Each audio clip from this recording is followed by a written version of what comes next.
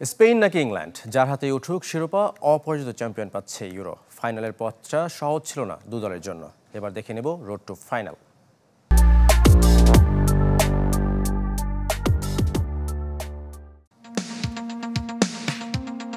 চব্বিশ থেকে এখন বাকি মাত্র 2। তবে এই যাত্রাটা সহজ ছিল না ইউরোর 2 ফাইনালিস্ট স্পেন ইংল্যান্ডের। গ্রুপ পর্বে একক আধিপত্য ছিল স্প্যানিশদের, একমাত্র দল হিসেবে শতভাগ জয়। ক্রোয়েশিয়া, ইতালি কিংবা আলবেনিয়া কেউই পাত্তা পায়নি স্পেনের তারুণ্যের কাছে। বিপরীতে অনেকটা ধুঁকতে ধুঁকতে রাউন্ড অফ 16-এ ইংল্যান্ড 1 জয় 2 ড্র। তবুও সি গ্রুপের চ্যাম্পিয়ন ইংলিশরা মাত্র 5 পয়েন্ট নিয়ে। বি গ্রুপে 9 পয়েন্ট নিয়ে সবার উপরে ছিল স্পেন। গ্রুপ চ্যাম্পিয়ন হওয়ায় দুদলই রাউন্ড অফ 16-এ পেয়েছে তুলনামূলক সহজ প্রতিপক্ষ।